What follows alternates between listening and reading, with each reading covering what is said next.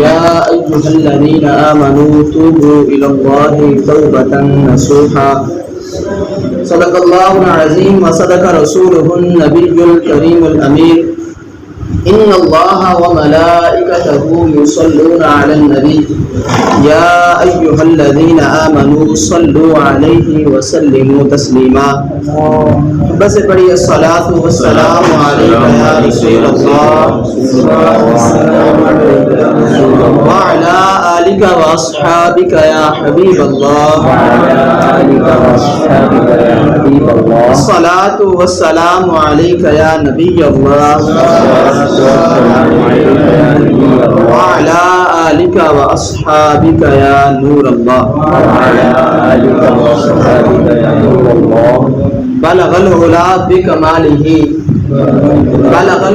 بكماله كشف الدجى بجماله حسنت جميع خصاله صلوا عليه وآله يا صاحب الجمال ويا سيد البشر من وجهك المنير لقد نور القمر لا يمكن الثناء كما كان حقه بعد خدا بزرگ توئی قصہ مختصر۔ سرکار صلی اللہ تعالی علیہ وسلم کی تعریف اور مدح ثنا کی بات آئے اور حضرت سیدنا حسان بن ثابت رضی اللہ تعالی عنہ کا نام نہ آئے، یہ کچھ مناسب سی بات نہیں ہے۔ حضرت حسان بن ثابت رضی اللہ تعالی عنہ منبر رسول پر بیٹھ کر سرکار صلی اللہ تعالی علیہ وسلم کے سامنے بیٹھ کر سرکار کی تعریف کس انداز میں کرتے ہیں؟ فرماتے ہیں وَأَحْسَنُ مِنْكَ لَمْ تَرَ قَطُّ عَيْنِي، فرماتے ہیں یا رسول اللہ صلی اللہ علیہ وسلم آپ کے جیسا حسین و جمیل میری آنکھ نے دیکھا ہی نہیں۔ فرمایا وَأَجْمَلُ مِنْكَ لَمْ تَلِدِ النِّسَاءُ، فرمایا یا رسول اللہ صلی اللہ علیہ وسلم آپ کے جیسا حسین و جمیل کسی ماں نے جنا ہی نہیں۔ فرمایا خُلِقْتَ مُبَرَّأً مِنْ كُلِّ عَیْبٍ، فرماتے ہیں کہ یا رسول اللہ آپ کو اللہ تبارک و تعالی نے ہر عیب سے پاک پیدا کیا۔ آگے کہتے ہیں کَأَنَّكَ قَدْ خُلِقْتَ مَا تَشَاءُ، آپ کو ایسے پیدا کیا جیسے آپ پیدا ہونا چاہتے تھے۔ سبحان اللہ۔ اب اسی شعر کا ترجمہ اعلیٰ حضرت تاجدار بریلی کچھ اس انداز میں کرتے ہیں وہ کمال حسن حضور ہے کہ گمان نقص جہاں نہیں، یہی پھول خار سے دور ہے، یہی شمع ہے کہ دھواں نہیں، بخدا خدا کا یہی ہے در، نہیں اور کوئی مفر مکر، جو یہاں سے ہو یہی آ کے ہو، جو یہاں نہیں وہ وہاں نہیں، کروں تیرے نام پہ جاں فدا، نہ بس ایک جاں دو جہاں فدا، ایک جاں نہ بس ایک جاں دو جہاں فدا، دو جہاں سے بھی نہیں جی بھرا، کروں کیا کا کروڑوں جہاں نہیں۔ اور اسی شعر کا ترجمہ تاجدار گولڑا کچھ اس انداز میں کرتے ہیں، فرماتے ہیں اس صورت نوں میں جان آکھاں، جان آکھاں کہ جانے جہان آکھاں، سچ آکھاں کہ رب دی میں شان آکھاں، جس شان تو شانہ سب بڑیاں، مکھ چند بدر شاہ شانی ہے، متھے چمک دی لاٹ نورانی ہے، کالی زلف تے اکھ مستانی ہے، مخمور اکھیں مد بریاں۔ سبحان اللہ ما اجملکا ما احسنکا ما اکملکا، کتھے مہر علی کتھے تیری ثنا، گستاخ کھیاں کتھے جاڑیاں، گستاخ کھیاں کتھے جاڑیاں۔ جان کائنات فخر موجودات صلی اللہ تعالی علیہ وسلم کی بارگاہ میں درود و سلام پڑھنے کے بے شمار فضائل اور برکات ہیں۔ اللہ تبارک و تعالی نے قرآن مجید میں جگہ بجگہ ارشاد فرمایا وَأَقِیمُوا الصَّلَاةَ وَآتُوا الزَّکَاةَ، نماز ادا کرو، زکوٰۃ ادا کرو، روزے رکھو اور زکوٰۃ دو، حج ادا کرو، جگہ بجگہ ارشاد فرمایا۔ ہم اب اللہ تبارک و تعالی کی بارگاہ میں عرض کریں مولا تو ہمیں قرآن مجید میں نماز پڑھنے کا حکم دیتا ہے، کیا تو خود بھی نماز پڑھتا ہے؟ تو جواب آئے گا اے بندے، اے سوال کرنے والے، میں نماز پڑھنے سے پاک ہوں۔ ہم پھر عرض کریں مولا تو نے ہمیں زکوٰۃ دینے کا حکم دیا، کیا تو خود بھی زکوٰۃ دیتا ہے؟ تو جواب آئے گا اے بندے، میں زکوٰۃ سے بھی پاک ہوں۔ ایسے ہی ہم روزے کے بارے میں سوال کریں تو جواب آئے گا اے بندے، میں روزے سے بھی پاک ہوں، حج سے بھی پاک ہوں۔ ہم عرض کریں مولا تو سب کچھ نہیں کرتا، تو ہمیں حکم دیتا ہے، کوئی ایسا کام بھی ہے جو تو بھی کرتا ہو، تیرے فرشتے بھی کرتے ہو اور تو ہمیں بھی حکم دے رہا ہو؟ تو اللہ تبارک و تعالیٰ ارشاد فرمائے گا بندے قرآن پڑھ تجھے جواب مل جائے گا۔ ہم نے قرآن کھولا، ہم نے قرآن پڑھنا شروع کیا، ہمیں ایک ایسی آیت ملی، وہ آیت یہ ہے ان اللہ وملائکتہ یصلون علی النبی یا ایھا الذین آمنوا صلوا علیہ وسلموا تسلیما۔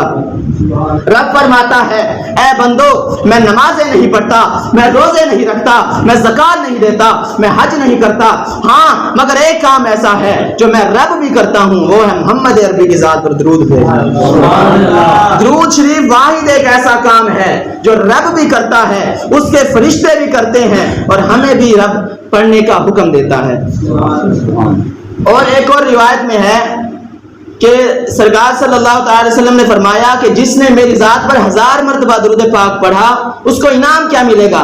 فرمایا زاحمت کتفیہ کتفی علی باب الجنہ، فرمایا کہ جس نے میری ذات پر 1000 مرتبہ درود پڑھا کل بروز قیامت جنت کے دروازے میں اس کا کندھا میرے کندھے کو مس ہو رہا ہوگا۔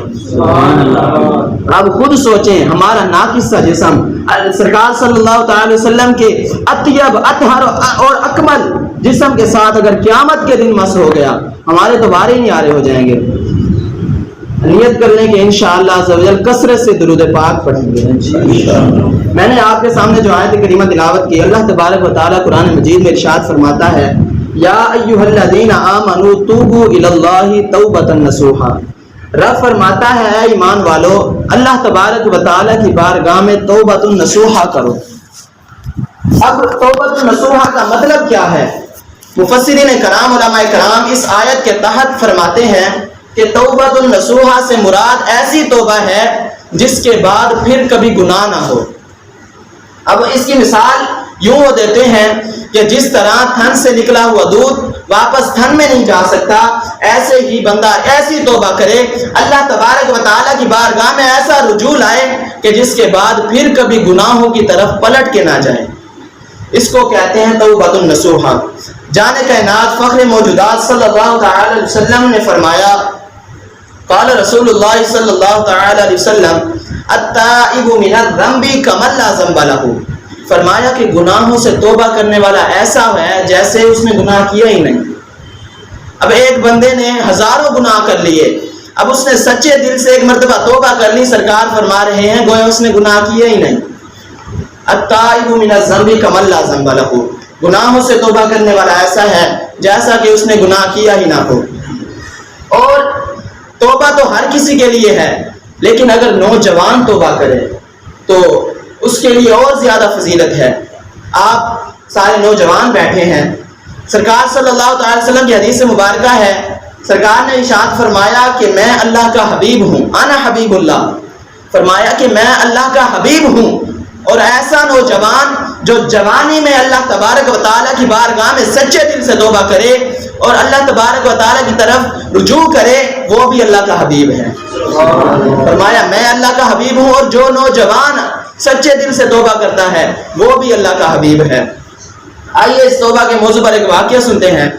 حضرت موسیٰ علیہ نبینا علیہ الصلوۃ والسلام کے زمانے میں قحط سالی پڑ گئی، کھانے پینے کو کچھ نہیں تھا، جانور مرنے لگ گئے، تو ساری قوم مل کر حضرت موسیٰ علیہ نبینا علیہ الصلوۃ والسلام کی بارگاہ میں حاضر ہوئے اور عرض کی یا کلیم اللہ علیہ نبینا علیہ الصلوۃ والسلام، اللہ تبارک و تعالیٰ کی بارگاہ میں دعا کریں کہ وہ بارش نازل فرمائے تاکہ سبزہ اگے، یہ قحط سالی ختم ہو۔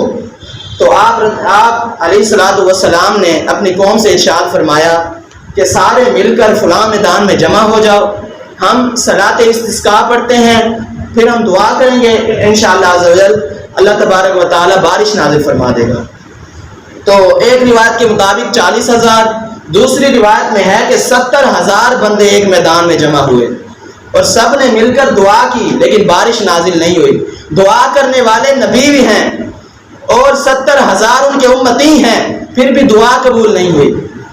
تو نبی یا کلیم اللہ علیہ نبینا علیہ الصلوۃ والسلام نے اللہ تبارک و تعالیٰ کی بارگاہ میں عرض کی مولا ہم دعا کر رہے ہیں، دعا قبول نہیں ہو رہی، اس میں وجہ کیا ہے؟ تو جواب آیا اے میرے کلیم، اس مجمع کے اندر ایک ایسا بندہ ہے جس نے 40 سال سے مجھے ایک سجدہ بھی نہیں کیا، 40 سال سے میری نافرمانیاں کرتا آ رہا ہے، اس کی نحوست کی وجہ سے کسی کی دعا قبول نہیں ہو رہی۔ تو آپ بڑے جلالی نبی تھے۔